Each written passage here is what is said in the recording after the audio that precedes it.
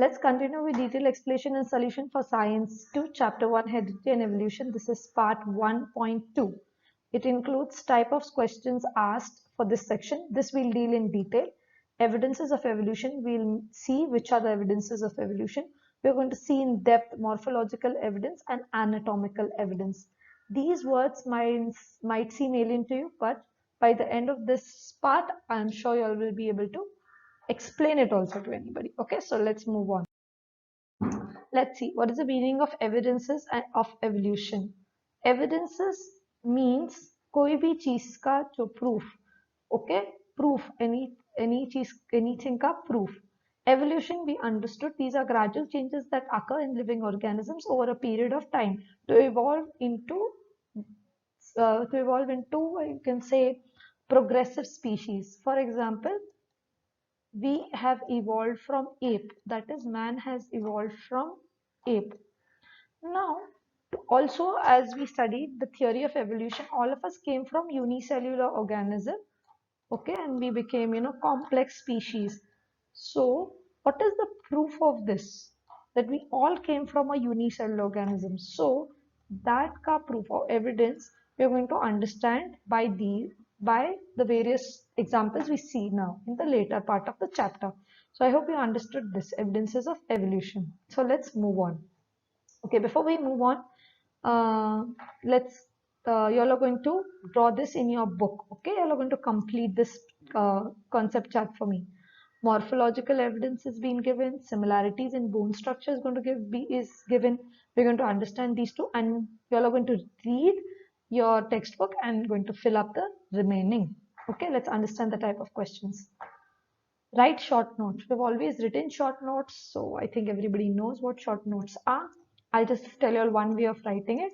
First, always start with definition or a line or two explaining the particular concept. Second, write data about it, whatever you'll know from any science behind it or anything that you'll know about it. And third point, always give examples. This is one way of going about for a short note. Complete the statement. There will not always be given options. This is nothing but your FIB. That is a fill in the blanks. Now kids, see, it's such a big question. You all might get scared already. So please do not do that. Always read it in parts. Okay.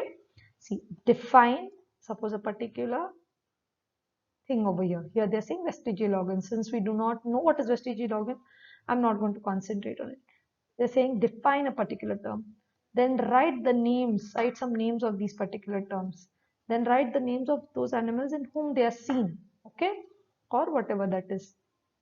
So they have divided the question in parts. So please divide your answer also in parts. When we come to this question, I will explain you all further, okay. Divide your answer because they have also divided it. And then say 2 points over here, 2 points over here, 2 points over here. Doesn't seem like a very big answer, okay. Last, answer the following questions. Explain suitable importance of anatomical evidence and define fossils. Explain. See, again, they have broken up the question. So always do not get scared of such questions. Read them carefully. Okay. So let's move on to the next slide. So these were the type of questions. Now, kids, one thing that you have to note over here is in this particular section that we're going to be discussing, that is evidences of evolution, there are so many questions that are asked over here, n number of questions. So you have to understand that topic becomes important. These few pages become very important. Do not leave it for anything. Okay, understand it, break it down and read it. Okay, so this part is important because your textbook itself has so many questions in it, okay, and they are also showing you all the different types. Okay, so this part is important. That's what I conclude. Let's go to the next slide. Okay, so we're going to deal with, as you all saw, morphological evidence. Let's see, morphing means you just put different eyes and ears here and there and play with people's features, okay. But I put a donkey's eye near her eye. I have not changed because it would have looked weird, okay. So coming back to your topic, what do we mean by morphological evidence? Morphological evidence means, see this woman over here, her eye is here, Donkey's eyes is also here. Shape is also very similar. Position of the nose is also similar. Position of the mouth is also similar. And the structure of the nose is also similar. Structure of the mouth is also similar. Okay. So that's what we come to know. That's the meaning. That's we'll understand by morphological evidence. See here now. This man and this cat. Okay. Which we have traced the cat on the man's head. Hair is still in place only. We have not changed the hair. Let's see. We have changed the eyes. But structure of the eyes, position of the eyes remains same. Nose, structure of the nose, position of the nose also remains the same. Little difference in the structure, but similar. Position of the mouth, structure of the mouth, again, still remains same. Okay? We have to also understand that we did have a lot of hair on our body, but they have reduced. Okay? So these were some similarities that I'm telling you all. So that let's understand now, after looking at these pictures, let's understand what is morphological evidence as per our textbook. I hope you'll like these pictures. If you can send me more pictures of you and your friends or your friend and some animal, that will also be fun. It will not give you marks, but it will be fun. Let's move on to understanding our textbook explanation. Okay, here, morphological evidence. Let's concentrate on how do we understand what are the morphological evidences we see in animals. Structure of the mouth. I think you can recall the woman's face and the man's face with the cat and the donkey. Position of the eyes, similar. Structure of the nostrils. Okay, see these three also. Ear pinna. Okay, we didn't discuss that, but see ear pinna also. Everybody, they have the same, like the small hole over here and the structure over here. Okay, it's the same for all the animals. And thickly distributed hair on the body. Okay, all of them have hair on the body. So, what do these similarities tell us? Let's conclude in some time. Okay, that that is okay, let me conclude now only. So what do they say? It proves that their origin means they come from the same species. As I told you, there might have been an ancestor, okay, whom we all came from. Okay. So that's what they are trying to tell us. Origin must be the same and must have a common ancestor. We must have had somebody who's common among us. Okay, because of this. Now let's not leave the plants aside. Similarity in characters of plants. Leaf shape, yeah, most of the shapes we know, most of the leaves are this shape, or they might be like that flat and round, but all have the same shape, okay, or they might be like that, okay, but shape is same. Hmm? Then leaf venation, what does that mean? These lines, they are the same, okay? Yes or no? All of us must have drawn leaves. I'm attempting, but yeah, it might not be that good. You can take a real leaf and check it out. Then, and leaf petiole means this petals that the flowers have, okay? So this is called as petiole. Okay. So what does these what we the similarities that we see in plants, similarities that we see in animals, they tell us that the origin or the place where we came from or the ancestor, we might have had a common ancestors. Both plants, animals, humans, we must have had the same ancestor. Okay. So this is nothing but morphological evidence. I hope you all have understood this. Okay. Okay, let's go to the next slide. The answer to this, that is a short note to this, will be given in the notes. Okay, let me go on to the next one. Okay, so these are some interesting pictures that I found on the internet. So I really enjoyed looking at them and understanding the concept. See, it's anatomy. There's a word called anatomy that means study of the structure of the body and stuff like that. So anatomical evidence basically just understand that it is the structure of your body. Okay. Now see, we're talking about the man's arm and see the shape over here. The cheetah's front paw and see the shape over here. The whale's fin and see it over here. The wing of a bat and see it over here. They're of the same shape. Okay, see the fingers also. See the bones, not only the shape, kids. See the fingers. Okay, see the shape is basically the same, but it has evolved as per his use. The it must have come from the same ancestor, but man uses it to used it to hunt animals, built house, so it got a particular shape. And then similar with cheetah, the fin, the whale, and the bat, they used these parts of the body for a different use. That's why it evolved in like that. You can see the wing of a butterfly and that of a bat. Now see here, you can no need to by heart all these names and all, but you can just see cranium. This they have compared the chimpanzee and a human being. Okay, Homo sapiens, that is humans ka most decent one. Okay, we'll understand that later. Cranium with the brain part, see this and this, the position remains the, that is the structure remains the same. Then we have the vertebrate. Okay, then we all had this, the bones are divided into two, femur it's called. Then see the knee, toes, finger. I hope you can see it.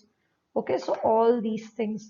So anatomical evidence, structure means how our structure is same. Let's see. Okay, so let's see our textbook explanation. You don't need to by heart these and draw any of this in your textbook in your exams. This is just for your extra knowledge. Let's go to the next part. Okay, this is what is given in your textbook. The names of each of this are present. I would like you all to draw it and name it in your notebook and send me a picture. Let's try to understand now the textbook explanation. There doesn't seem any superficial. Superficial मतलब ऊपरा ऊपरी, real unreal है जैसे कुछ है नहीं, but एकदम मतलब there is a very specific evidence, means strong. Okay, a strong similarity is there between all of them. Superficial means very, it is not strong, it is very strong similarity between them. Between the human hand, that is this, between the foreleg of an ox, I don't know which is that you'll have to draw and show me in your notebook.